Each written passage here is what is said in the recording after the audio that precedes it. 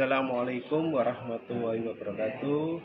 Saya Muhammad Khairul Arif, SPDI asal sekolah SMA Muhammadiyah 1 Kota Mojokerto, mahasiswa PPG LPTK Universitas Islam Negeri Sunan Ampel Surabaya dengan nomor peserta 35766000017 dengan nomor peserta ujian 2025-406153. Baik, saya akan melakukan ujian kinerja. Assalamualaikum warahmatullahi wabarakatuh. Selamat pagi anak-anak. Sebelum kita mulai, kita berdoa dulu. Buka kelas di kolom begini doa.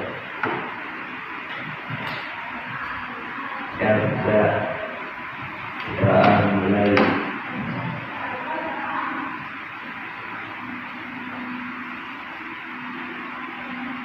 Doa selesai. Hari ini ada yang dapat. Oke, sekarang kita akan belajar tentang apa itu dakwah, khutbah, dan takbir. Sebelumnya saya mau tanya pada anak-anak, apa itu dakwah?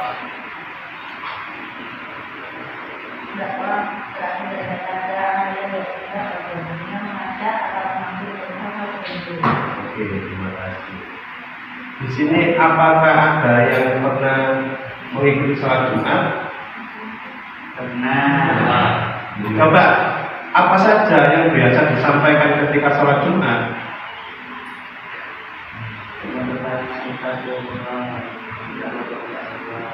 Terima kasih. Karena materi kita adalah dakwah, khutbah, dan tabligh, kita akan mempelajarinya, maka kalian harus tahu tujuan dari pembelajaran ini. Yang pertama, kalian harus bisa menjelaskan pengertian dakwah, khutbah, dan tabligh.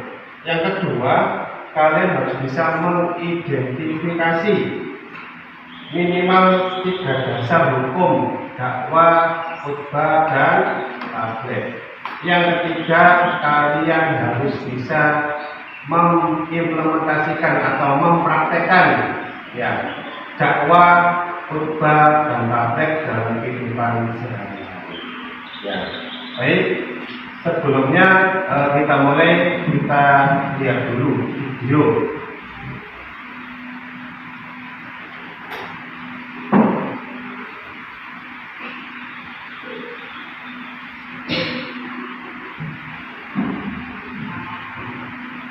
Assalamualaikum warahmatullahi wabarakatuh. Selamat pagi anak-anak. Sekarang kita akan belajar tentang menegakkan Islam dengan santun dan damai melalui dakwah dan tabligh. Capaian belajar kita hari ini adalah peserta didik mampu memahami beberapa ayat Al-Quran dan hadis, beberapa cabang iman, syu'ab al-iman, kaitan antara iman, Islam, dan ihsan, manfaat menghindari penyakit sosial, adab bermasyarakat, ketentuan dakwah, muamalah, hukum keluarga, al-ahwal al-syakhsiyah. Tujuan pembelajaran materi ini adalah yang pertama, peserta didik mampu menganalisis minimal 4 etika dalam berdakwah, khutbah, dan tabligh. Misalnya hikmah, mau'izatul hasanah, mujadalah bilati ahsan, tidak memaksakan. Yang kedua, peserta didik dapat mengidentifikasi contoh-contoh metode dakwah yang santun dan damai dalam kehidupan sehari-hari. Dan yang ketiga, peserta didik menunjukkan sikap toleransi dan menghargai perbedaan dalam berdakwah. Pengertian dakwah. Kata dakwah berasal dari bahasa Arab yang mempunyai arti mengajak, memanggil, dan menyeru pada hal tertentu. Orang yang melakukan pekerjaan dakwah disebut dai Sedangkan da'iyah perempuan, dakwah menurut istilah adalah mengajak orang lain untuk meyakini kebenaran ajaran Islam dan mengamalkan syariat Islam agar tercapai pola hidupnya lebih baik sehingga tercapai kebahagiaan dunia dan akhirat. Dalil tentang dakwah dijelaskan di Quran surat Ali Imran ayat 104. Dan hendaklah di antara kamu ada segolongan umat yang menyeru berbuat yang ma'ruf dan mencegah dari yang munkar, dan mereka itulah orang-orang yang beruntung. Dan Quran surat An-Nahl ayat 125. Serulah manusia ke jalan Tuhanmu dengan hikmah dan pengajaran yang baik, serta debatlah mereka dengan cara yang lebih baik. Sesungguhnya Tuhanmu dialah yang paling tahu siapa yang tersesat dari jalannya, dan dia pula yang paling tahu siapa yang mendapat petunjuk. Ada berdakwah, yakni yang pertama dakwah dengan hikmah, yang kedua dakwah dengan mau'izatul hasanah, yang ketiga dakwah yang mujadalah, dan yang keempat dakwah melalui teladan. Tujuan dakwah: 1. Beriman kepada Allah Subhanahu wa Ta'ala dan tidak melakukan kemusyrikan, tauhid dan akidah. 2. Menjadikan seluruh aktivitas hanya beribadah kepada Allah Subhanahu wa Ta'ala. 3. Mengerjakan amal soleh yang seluas-luasnya amal ibadah, muamalah. 4. Berakhlak mulia, ihsan. Media dakwah, dakwah menggunakan elektronik, TV, medsos, radio, internet, web. Dakwah menggunakan media cetak, koran, buku, jurnal, majalah, spanduk, brosur, pamflet, dan lain sebagainya. Pengertian khutbah. Khutbah, bahasa, berbicara, ceramah, nasihat, atau berpidato. Khutbah, istilah, berpidato di atas mimbar sesuai syarat dan rukun dengan tujuan mengajak pendengar untuk meningkatkan ketakwaan kepada Allah Subhanahu wa Ta'ala. Sebab-sebab perlu diadakan khutbah merupakan rangkaian ibadah tertentu. Misalnya khutbah salat Jumat, salat Eid, atau salat istisqa. Adanya fenomena alam tertentu, terjadinya gerhana, perlunya pendalaman dalam pelaksanaan jenis ibadah tertentu, khutbah nikah. Dalil tentang khutbah dijelaskan di Quran surat An-Nisa ayat 100. Perhatikan ketika gambar. Perbedaan dari tiga gambar ini apa? Gambar yang pertama apa? Ini apa? Yang kedua, nah sekarang Pak Edo akan membagi kelompok, satu kelompok, dua orang. Ya. Oke, silakan membagi kelompok.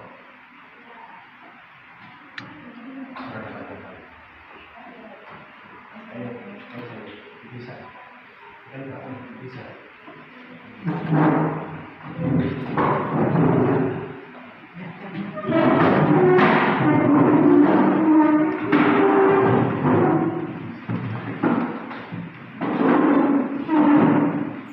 Materi Pak Ibu akan membahaskan AKBP nanti tugasnya dikerjakan secara berkelompok.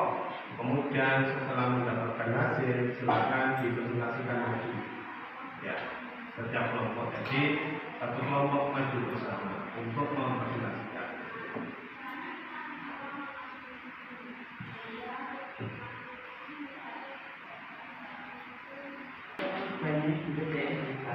Iya, silakan dikerjakan secara berkelompok. Buatlah khutbah yang sederhana dengan memilih 3 tema tadi yang sudah ditentukan. Di situ ada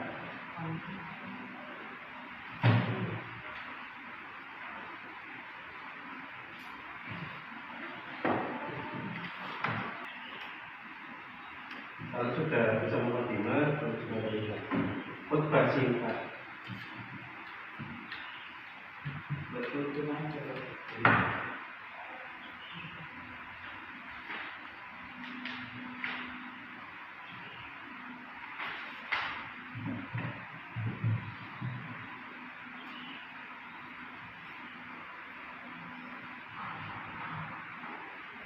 Jika masih bingung, silakan mendengar versi di TikTok, YouTube, IG, atau media yang lain.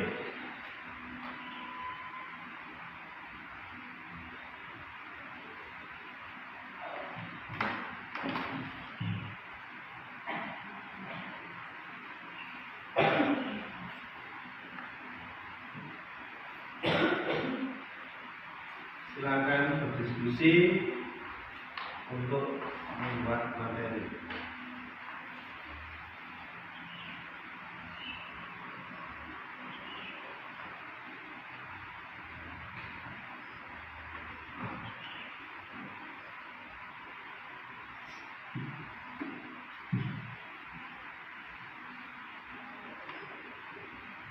Silakan berdiskusi.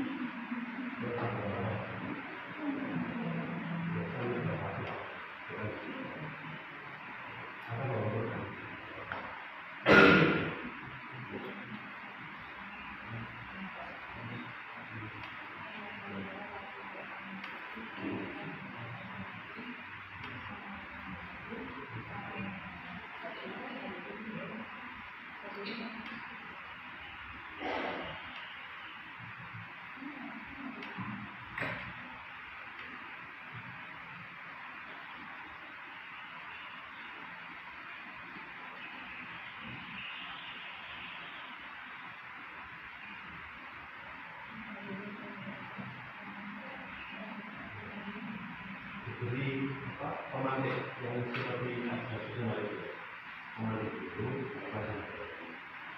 jangan langsung masuk materi. Ini tadi gitu ya. Hadirnya itu Allah Muslim langsung menjadi akhirat yang mulia. Ya. Yang diterapkan dalam kehidupan sehari-hari. Salah satunya adalah memiliki sifat itu. Materi kita adalah ini adalah pemantik. Iya, pemantik. Jadi tidak langsung masuk. Hari ini saya akan menjelaskan tentang hidup yang tidak. Jadi ada kata pemantik. Jika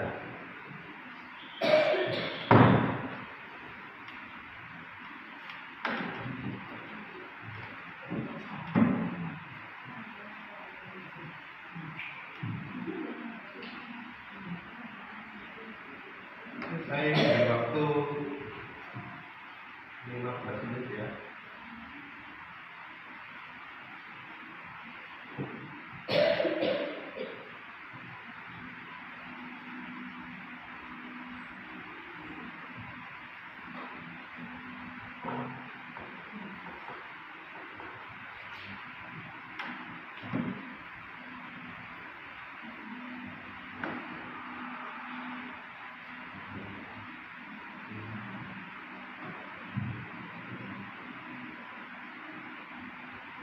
Sudah?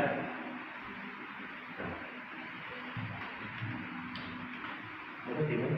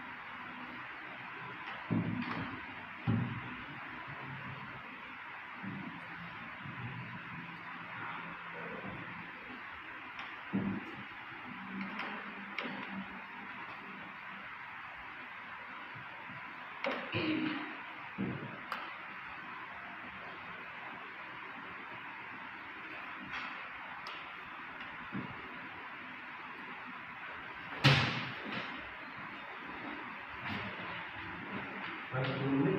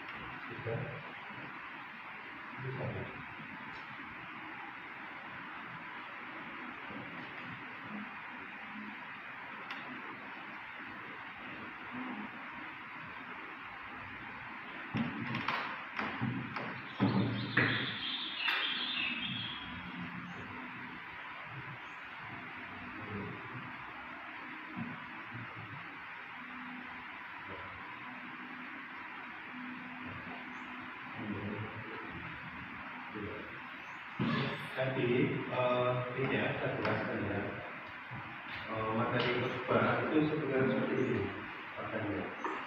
Pembukaan, materi yang sudah pada,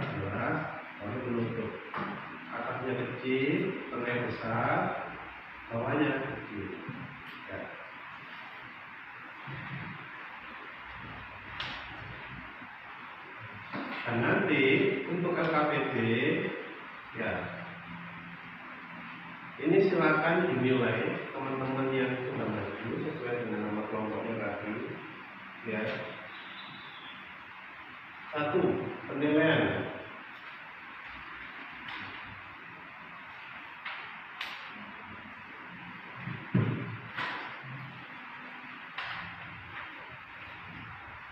ya, penilaian yakni penilaian dari kelompok.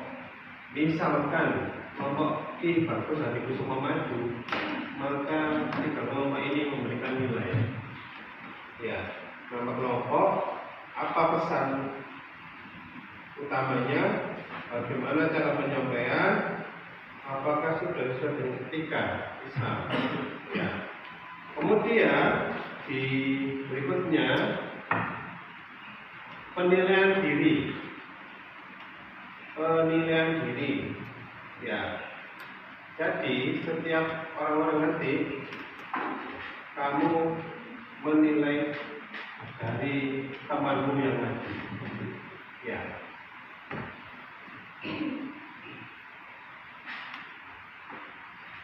Sudah selesai? Sudah.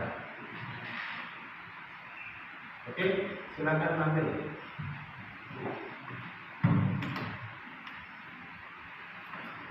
Kalau tidak hafal dalilnya, silakan bawakan.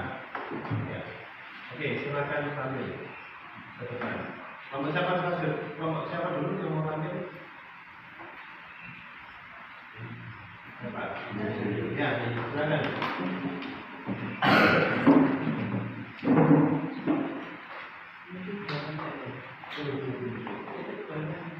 Iya.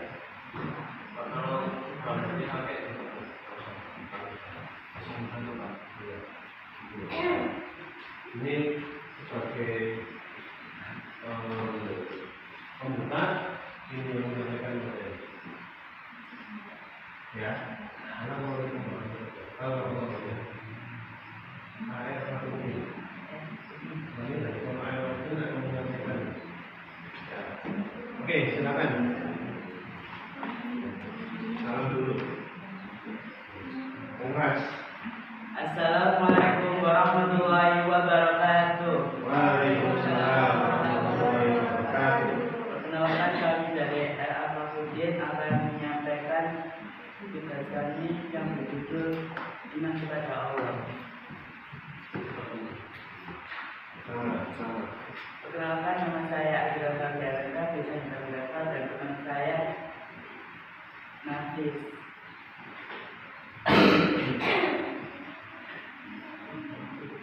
Iman kepada Allah. Allah adalah keyakinan bahwa Allah adalah salah satunya Tuhan yang berhak disembah. Iman ini mengajarkan bahwa Allah Maha Esa, Maha Kuasa, dan Maha Mengetahui. Dengan iman yang kuat, seseorang akan selalu merasa diwaspadai oleh Allah hingga terhindar dari perbuatan dosa. Iman kepada Allah yang memberikan ketenangan hati.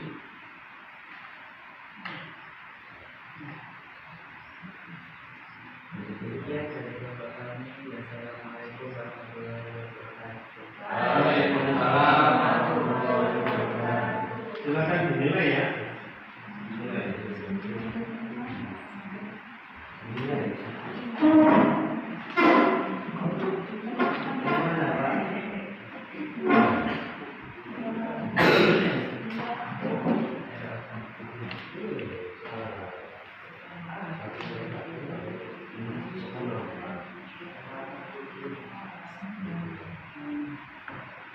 Ayo, siapa berikutnya?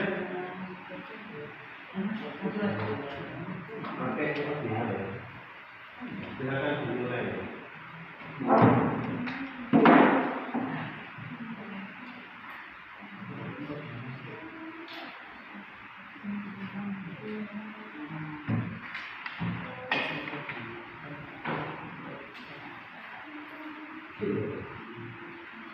Satu dari kurang satu kalau maksimal 5.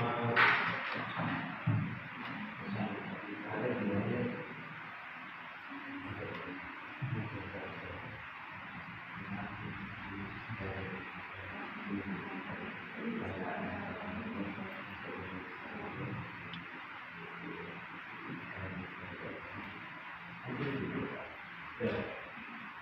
Kalau bisa silakan maju.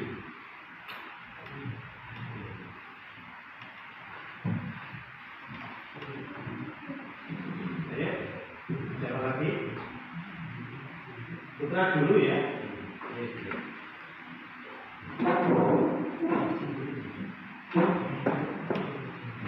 Jangan lupa pakai mukadimah.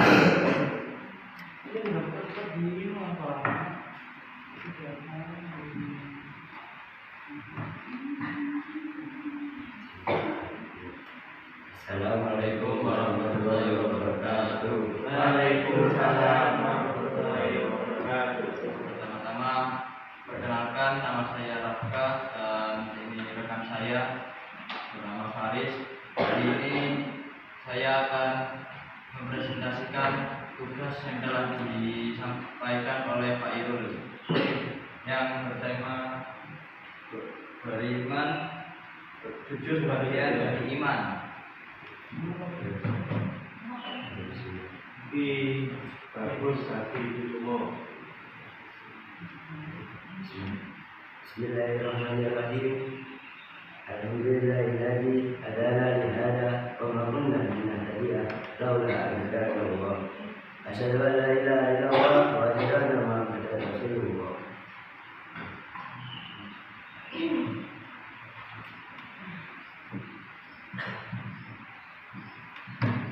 Pada kesempatan yang berbahagia ini,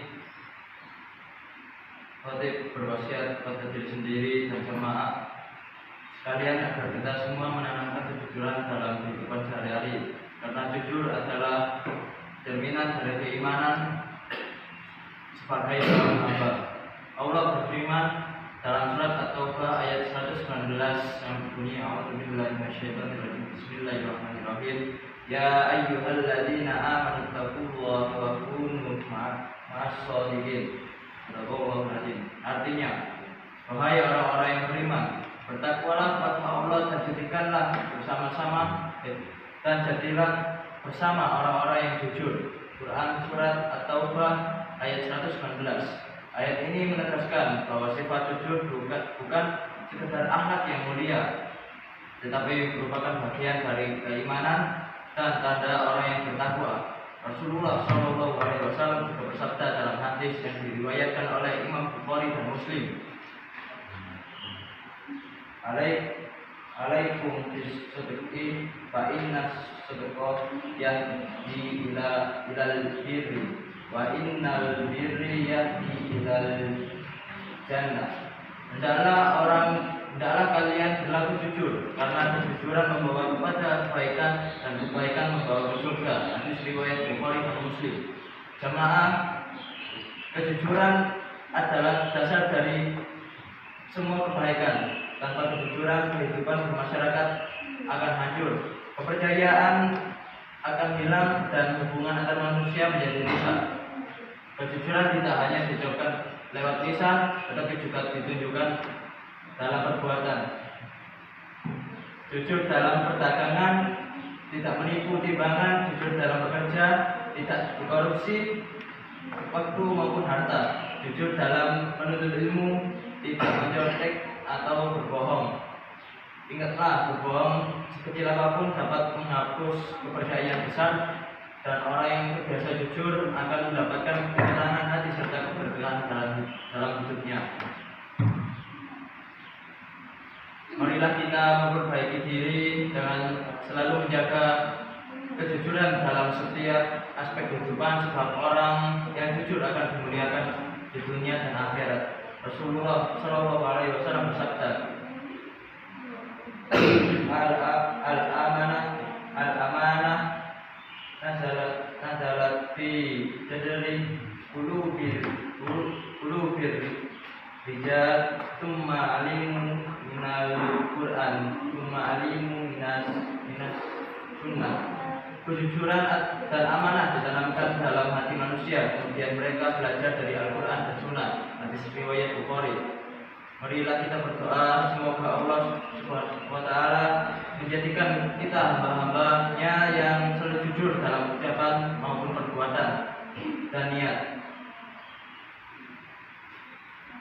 Sekian khutbah dari kelompok Kiai Haji Bagus Haji Dewa Kusumo. Mohon maaf apabila ada salah kata. Sekian dari kami. Wassalamualaikum warahmatullahi wabarakatuh. Waalaikumsalam warahmatullahi wabarakatuh. Kelompok berikutnya.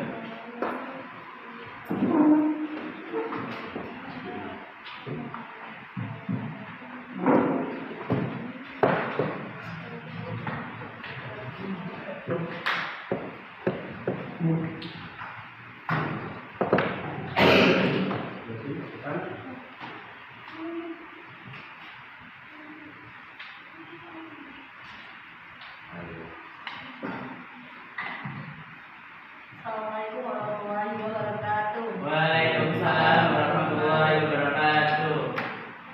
Perkenalkan, kami dari kelompok Aisyah dan beranggota saya sendiri, Bungai dan Anda. Hadirnya kami di sini ingin menyampaikan hasil diskusi kami.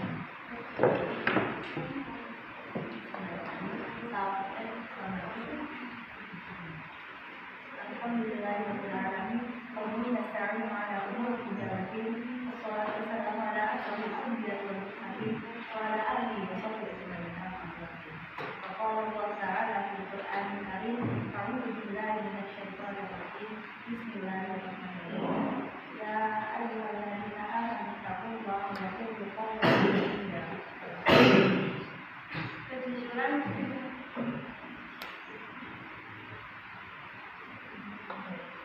hadirin dan dirahmati Allah. Seorang muslim harus memiliki akhlak mulia yang diterapkan dalam kehidupan sehari-hari. Salah satunya adalah memiliki sikap yang jujur. Kejujuran menjadi salah satu modal penting untuk meraih ridha Allah. Kejujuran juga menjadi kunci kebahagiaan dan ketenangan dalam hidup. Dalam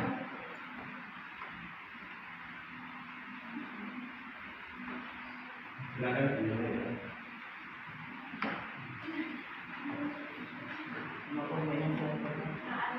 Hai orang-orang, dalam Al-Quran surat Al-Ahzab ayat 70 yang artinya, hai orang-orang yang beriman, bertakwalah kamu kepada Allah dan katakanlah perkataan yang benar.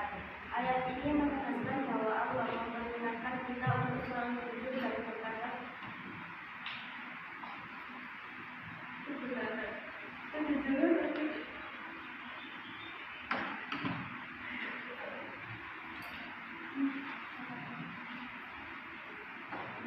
kejujuran mencerminkan integritas seorang dalam berinteraksi dengan orang lain. Dengan terjujur, seorang membangun kepercayaan dan hubungan baik dengan orang lain.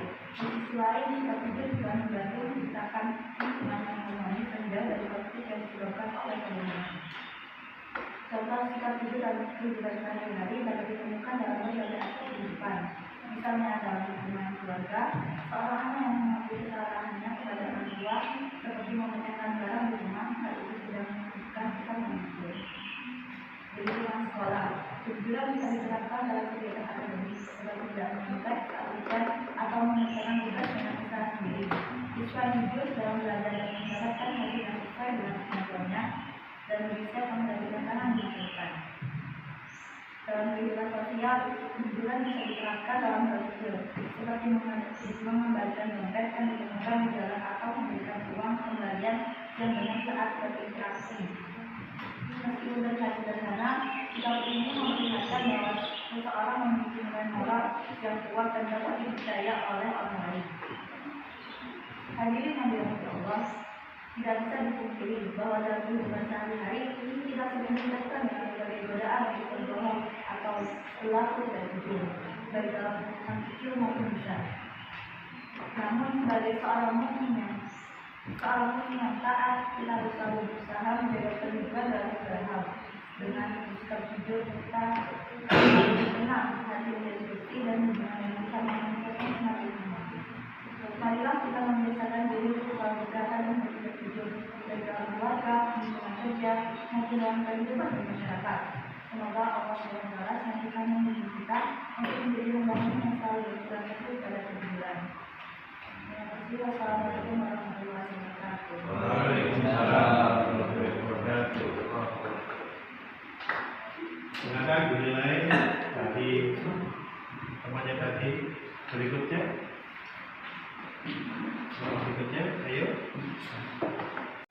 Oke, terima kasih. Siapa yang bisa memberikan refleksi tentang materi kita hari ini, dakwah, khotbah, dan nafas. Salah satu saja perwakilan. Ayo.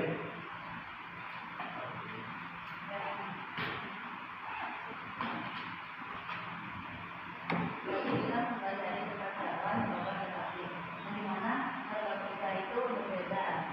Di mana dakwah itu artinya mengajak, kalau belajar artinya berbicara bersama dan berbicara yang menyenangkan.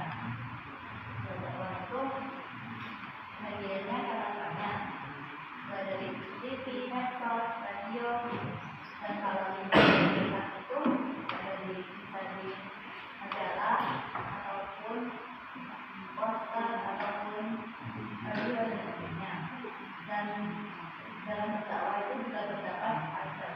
Yang pertama, dakwah menggunakan hikmah, yaitu mengucapkan belas, ikhlas, dan sikap yang benar. Yang kedua, dakwah menggunakan maksud sana atau nasihat. Yang ketiga, dakwah dan musajalah.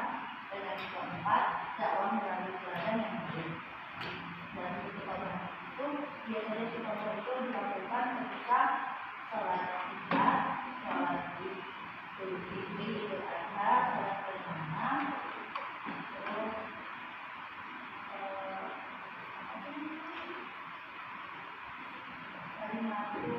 Kalimatul Kurs. Kalau kali itu penyampaiannya itu bisa dengan dalam diskusi, tidak sekolah istiqomah. Oke, terima kasih. Tetap semangat anak-anak. Sekarang silakan dikumpulkan hasil LKPD-nya.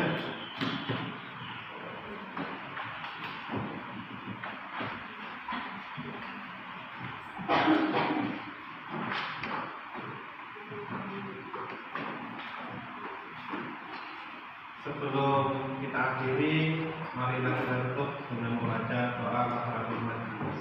Subhanallah.